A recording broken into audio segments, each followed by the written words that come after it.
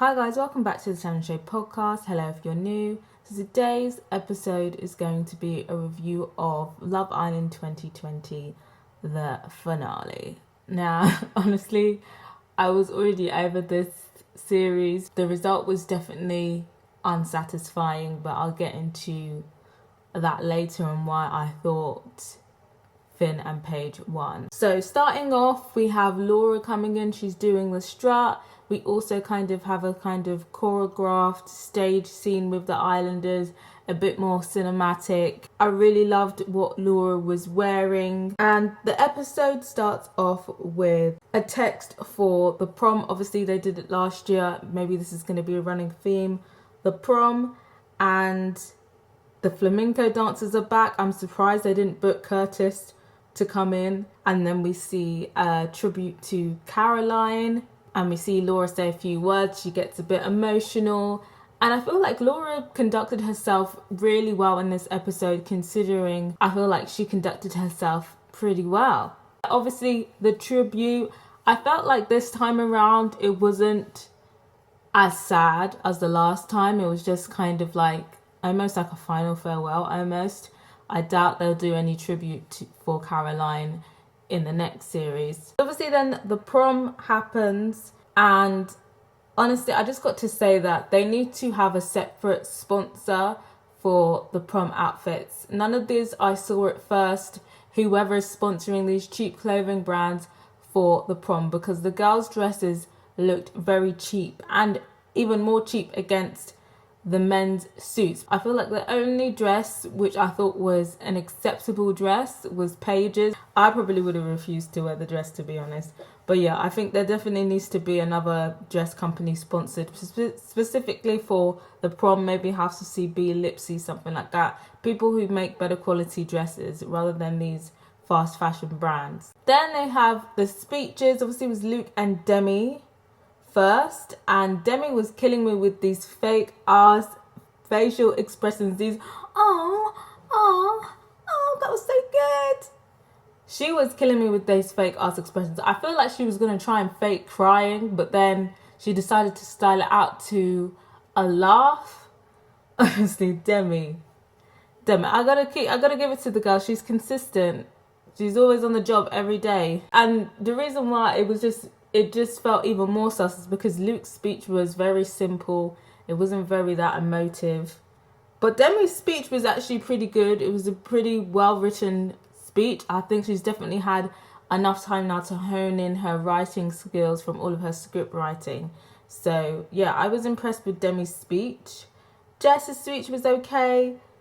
Jed, I don't know if it's just me, but he just sounded cockney all of a sudden. Suddenly he was speaking like, "I'm so happy I met my sweet one." Was that just me, or did Ched's accent slightly change to like a Cockney accent? Then it was Finn and Paige. Finn is crying.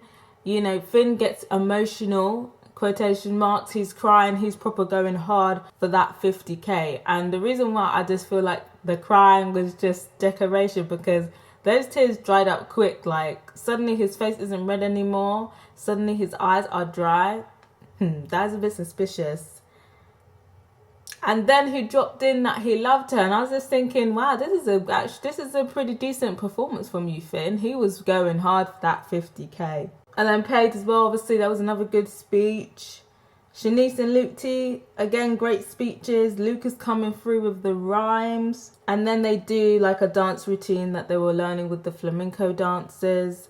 And then they jump into the pool. I always feel like it's very weird when they jump into the pool. I feel like the producers need to go back to the drawing board with that. Like, we've seen that 3 times in a row. Like, we know what's going to happen now. Then they are gathering around the fire when it's live, and Laura's asking them questions. The usual questions, the usual answers. "Oh, I didn't think I was going to come in and find anyone. I'm glad I found this person.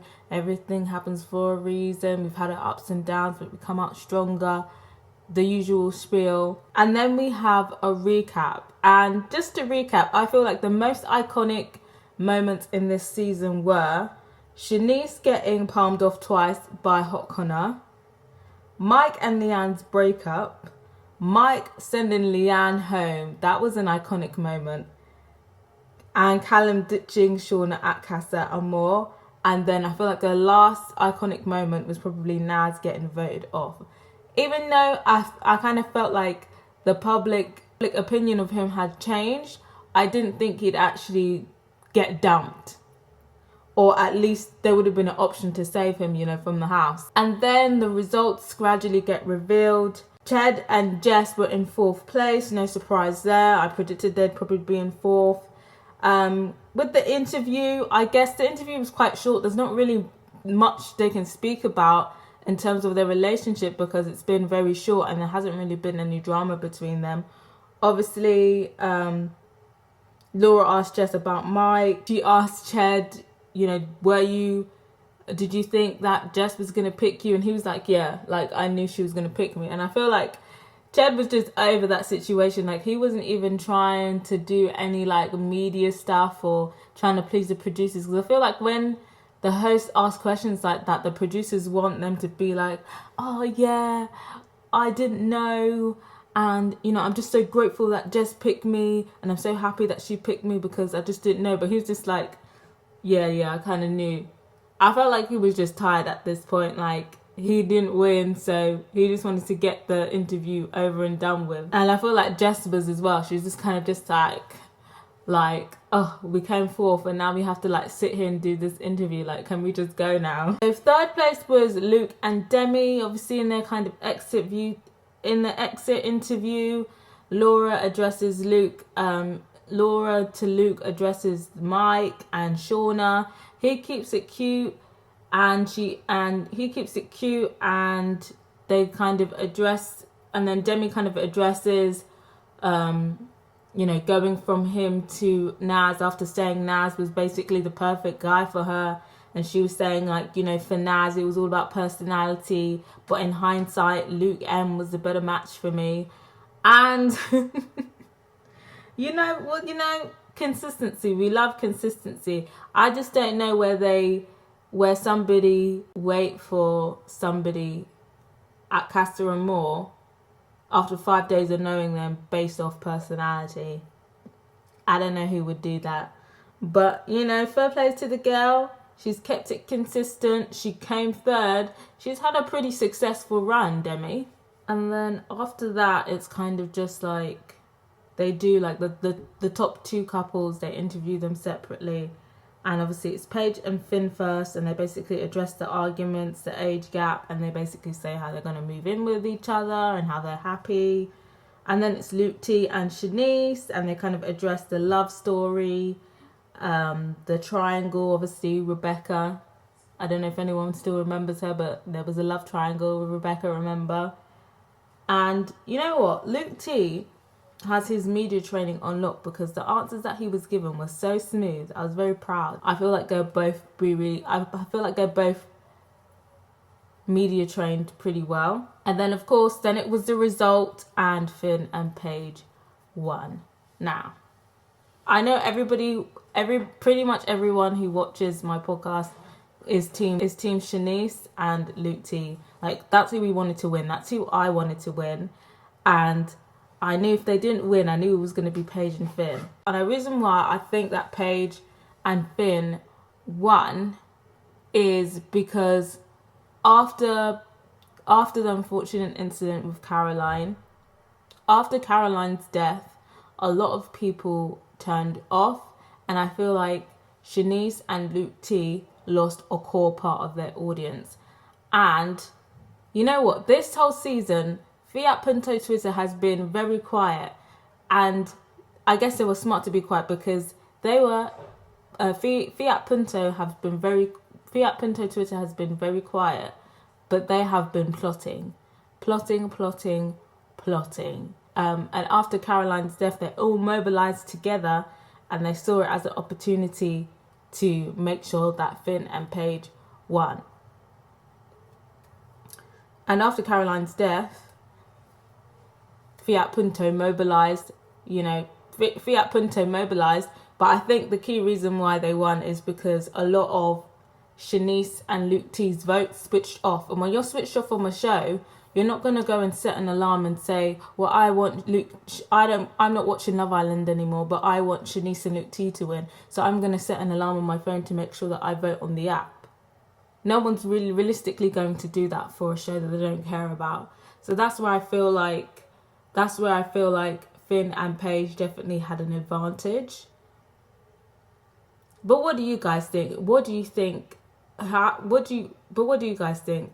Why do you think that Paige and Finn won? Let me know what you think. But like I said, last year I was shook that Amber actually won, because Fiat Punto usually rule the roost, and I thought Tommy and Molly were going to win. This was going to be win. Before Caroline's death, I thought Shanice and Luke T was a sure thing. But after it, I wasn't sure, because I know that the ratings had dropped, and therefore it really could have been either Luke T, Shanice's, the other Luke, and Demi, and Finley's, and Paige and Finley's game. It really could have been either one of them. And again, we didn't really get an indication on how much of the vote share each person got. Obviously, I'm not gonna lie, I'm not gonna do my extra research, but if any of you know what the vote share was, I'd be interested to know what it is.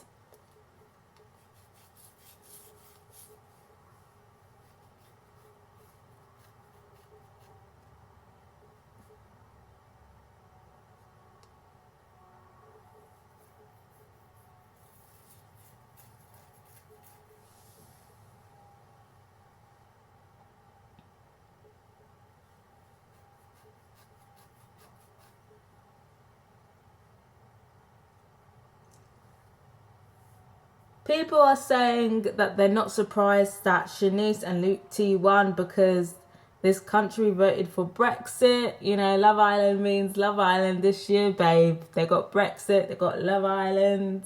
It's all mad. People are saying that Jordan was an underrated Love Islander. People are standing Chad and mentioning the fact that he said that he wants to buy lands. People are saying that people are clowns for thinking that Shanice and Luke T would win. People are making Lewis Capaldi jokes. People are happy that Finn and Paige won, but at the same time upset that Shanice and Luke didn't. The Kanye West MTV Awards meme is flying about. But yeah, most people are disappointed that Shanice and Luke T didn't win. Again, Fiat Punto Twitter is very quiet, I guess they've done their work is done. Now they can finally rest. But yeah, I forgot to mention, but obviously the whole 50k situation, they do it every year. I don't think we're ever going to see a season where someone snatches the 50k. I'd love to see it, but I don't think anyone would, because they know how bad it's going to look. Obviously, Paige had the 50k. She chose to share it with Finn. I feel like Finn knew she was going to share it, but I feel like he didn't like that the power wasn't in his hands, because obviously he's having to depend on Paige, even though he's pretty sure she's gonna keep it. Who's to say she might turn around and be like, well, I still want to be your girlfriend, but I want to keep this whole 50k, like I need it. But I guess it's different, because it's not like keep it and not share. It's like keep it or steal it, But yeah. I wanted Shanice and Luke T to win. I am a little bit disappointed, but I guess fair play to Fiat Punto, innit? Finn and Paige are the winners. I hope they spend the money wisely. Who knows? Maybe Paige might spend it on a little EP or whatever, or rinse, EP or whatever. But I'm sure if they play it smart, they can get a lot of the Fiat Punto people buying into their relationship. They can definitely make a good bit of money together. But yeah, I guess that is the end. I don't know if there's going to be a reunion yet. If you know, let me know. But in terms of the quality of this season, it was the worst season ever, without a doubt. Without a doubt, this is probably going to be the worst Love Island in history. There was some good characters, but I just don't know. Even before Caroline's death, I just felt like the quality was just not that great. I just felt like the quality was just not that great. There were aspects that I did like of the show. I did like that challenge with the strings and stuff, when they had to hold the glasses. I did like the kind of assault course challenge. I did like the talent show, so I'd like to see that again. I like the dirty dancing challenge when they threw in the bombshell. I feel like that was another iconic moment actually, when Rebecca came in as a bombshell. But yeah, there is going to be a summer one. They're not taking a break. People were obviously speculating whether they were going to cancel it in Caroline's honor.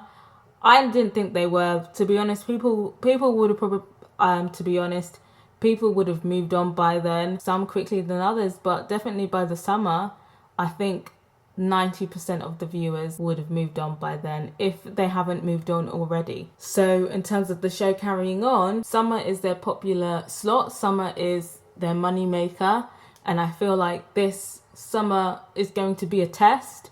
If the views continue to drop, then we might see only one a year, but I think this summer season is definitely going to be a test. But yeah, in terms of them being 2 a year, before I was like, saying, yeah, why not? But I feel like it is overkill. I feel like once a year is enough. But what do you guys think? Do you think 2 in a year would work if they had the right cast, if they had the right format? Or do you feel like it's overkill and they should just stick to 1? Or is there anyone that just kind of feels like they shouldn't continue with the summer season? They should have a break? Let me know what you think. Like I said, I'm not really sure if there's a reunion, but if there is a reunion, I'll obviously do a podcast on that. But obviously, you're not going to be hearing my voice 6 days a week now. I can finally have my sleep back. But yeah, it's been real, guys. Let me know what you thought of this episode. Let me know what you thought of this podcast. Subscribe if you haven't yet, and if you have, don't forget to press that notification bell so you'll know when my next video is dropping. In terms of what my content is going to be looking like in the next week and the next upcoming weeks, it's probably going to be based more on film reviews, TV reviews of things off Netflix and things of that nature, some films that I watched at the festival that I'm currently covering, and some vlogs. Stay tuned for that and considering subscribing if that is of interest to you. But yeah, till next time, guys. Bye.